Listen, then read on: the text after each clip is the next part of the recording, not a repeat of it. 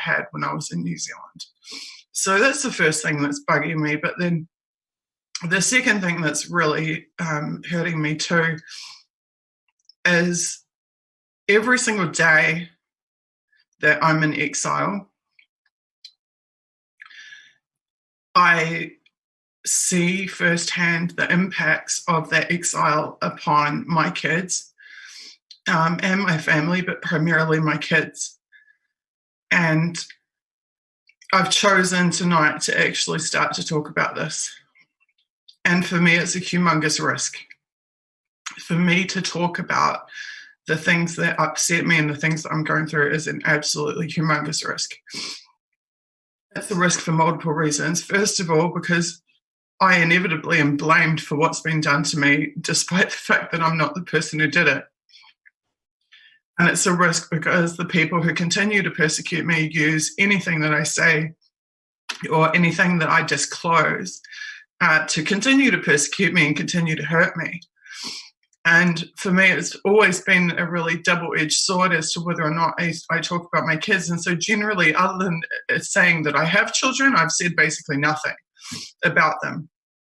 But the impacts on my parenting of the children when I was in New Zealand being targeted were absolutely devastating. And the impacts on my ability to parent in exile are similarly devastating. The invasion of privacy is next level. I remember in New Zealand knowing that every word I said in my home was being recorded, and my daughter asking me to tell her about the birds and the bees, and me having to sit there and try and explain to my child the facts of life, and particularly the facts of being a girl and becoming a woman, knowing that every word I said was being scrutinized by security agencies that had it in for me and were trying to destroy me. I feel like they robbed me and my children of some of the most precious moments and precious years of our life, and things that normal parents can just take for granted, I could never take for granted. And I had to constantly make decisions relating to my children. Wow, I'm sorry, I didn't know how upsetting this would be to talk about. I had to constantly make decisions relating to my children in the realistic and practical context of us being targeted by the state. For example, I lived in constant fear.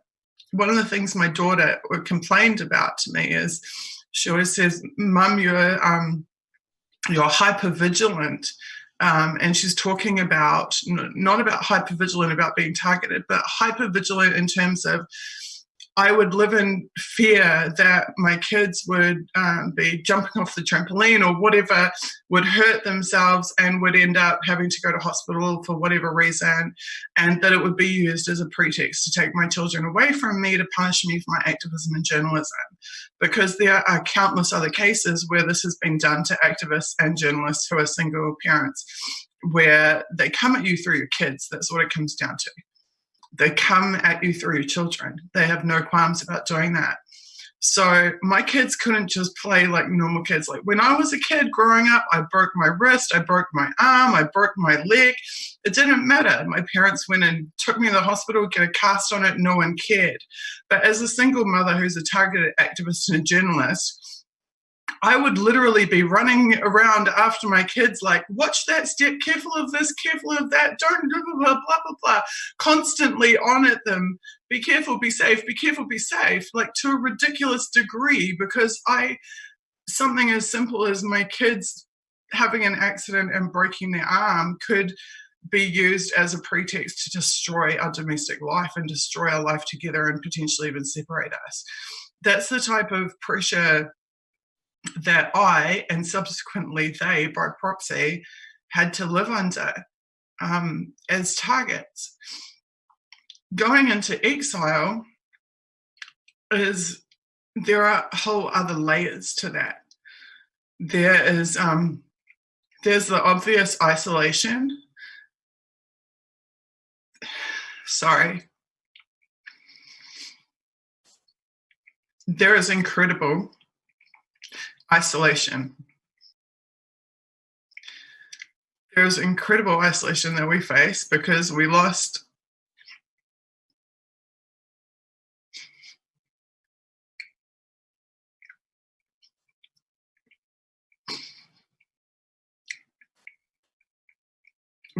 our family, access to our family. We lost all of our friends.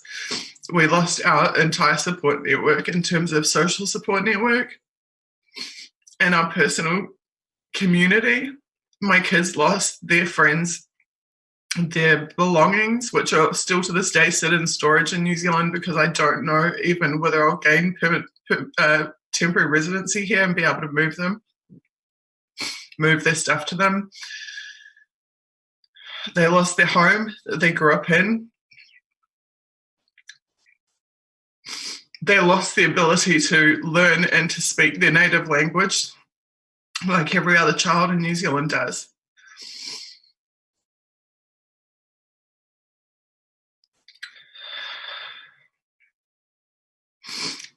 They lost the carefree and attentive parent that I was to them when it was just us in New Zealand. I used to be fun and have fun with them in ways that I had no ability to do since, because I am constantly need focused. I have to live in a way that's need focused. I have to make sure that we still have a place to live in, still have a country to live in, still have an apartment to live in, make sure that we have food, make sure that we have clothes, make sure that we have all of the necessities, and to do so without anyone around me to facilitate any of that happening. And that means I'm not fun mum, I'm stressed mum almost all the time. And that has been horrendous. And then you add on to that the language barrier and the fact that none of us spoke the language. And then you add on to that the fact that I'm constantly probed and I don't mean probed by Russians or locals. I'm not. I've had no interference at all from Russians.